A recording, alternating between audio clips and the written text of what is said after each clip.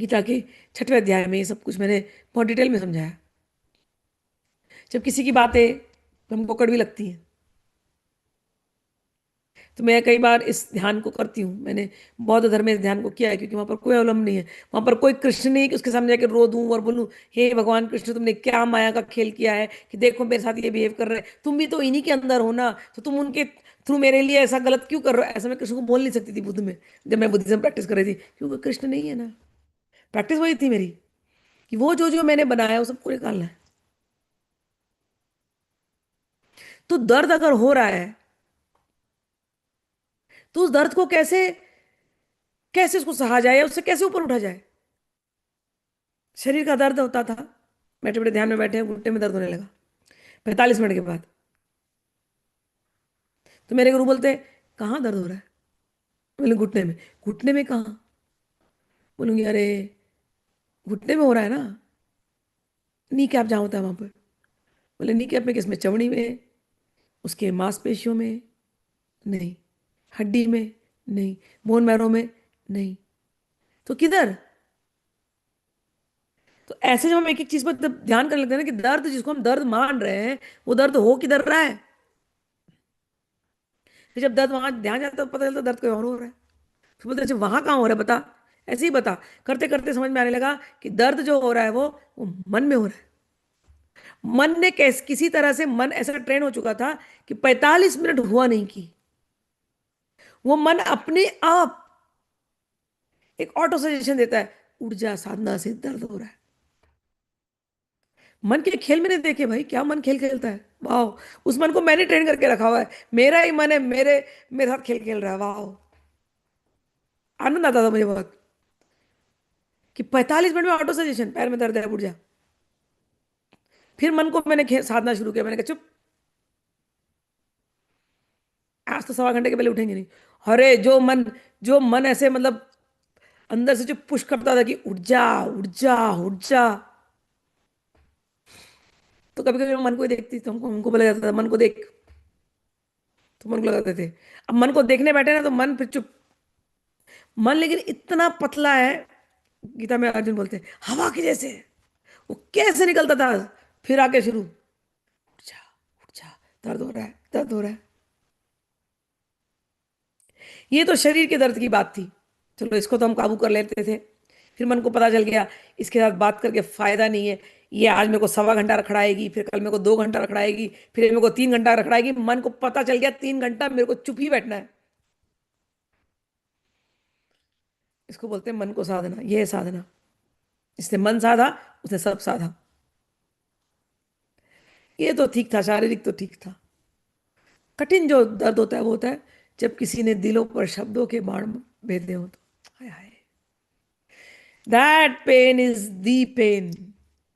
उसने ऐसा बोल कैसे दिया, हमने तो ऐसे किया, उसने बोला कैसे ऐसे।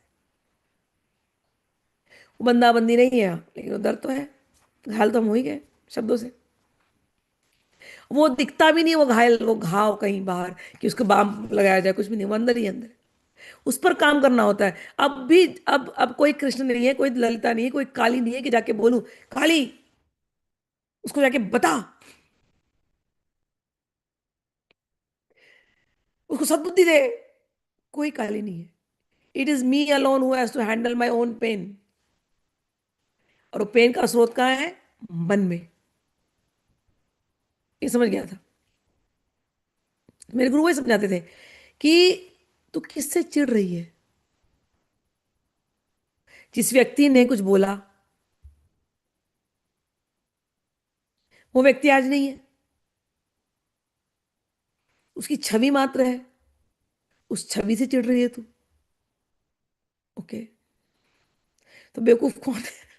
कोई छवि से चिढ़ता हो, वो छवि भी काल्पनिक जो तेरे कल्पना में है, तो बेवकूफ कौन है। भाई हम तो टॉपर लोग हैं, हम बेवकूफ नहीं है, तो फिर वो कैसे बोलते भैया नहीं नहीं छवि से नहीं, ठीक है। चलो शब्दों के बाढ़, लेट्स एनालाइज शब्दों के बाढ़। वो शब्द तुम्हारे कान में गए, ठीक। फिर वो शब्द क्या है, अक्षर, साउंड वाइब्रेशन। मैंने कहा हाँ, तो ठीक है, वो एक पर्टिकुलर टोन फ्रिक्वेंसी उसमें वो आपके कान में गए, फिर कान से वो आपके दिमाग में गए।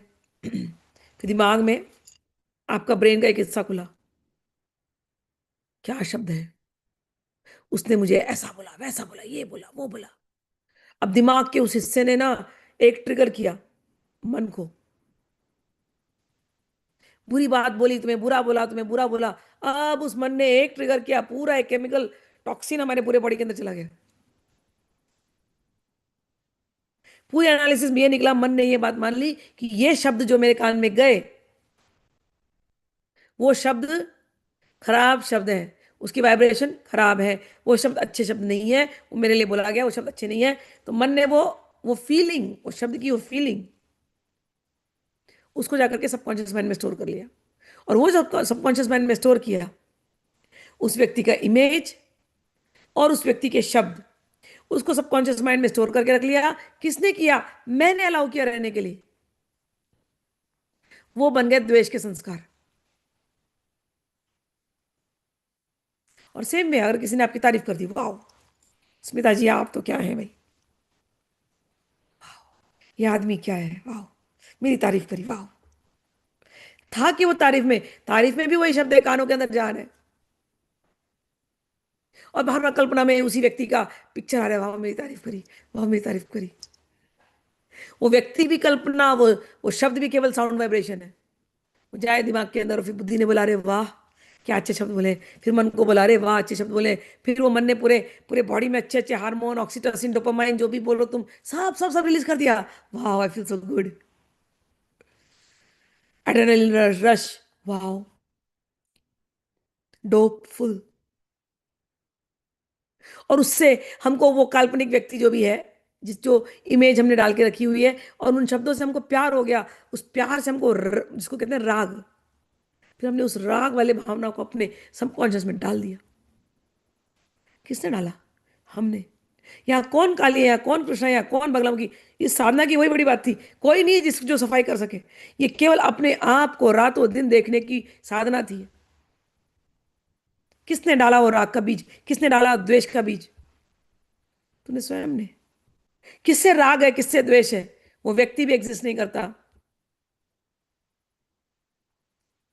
द्वेष किससे है? वो भी व्यक्ति एग्जिस्ट नहीं करता।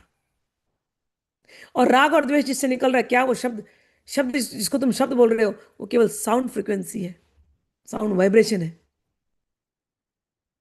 तो तुम जो राग और द्वेष निकाल रहे हो, वो एक एक साउंड वाइब्रेशन के साथ हो। साउंड वाइब्रेशन में तो प्राण भी नहीं है। तुमको बोला आई लव यू, तो तुम आई लव यू के प्रति राग हो रहा है। तुमको बोलते हैं I hate you and you are bad, तो तुमको उससे द्वेष हो रहा है, उन शब्दों से। बेवकूफ कौन है फिर? मूड कौन है? तुम उन शब्दों से, इसमें कोई सत्ता ही नहीं है। तुम उससे राग और द्वेष पाल रहे हो।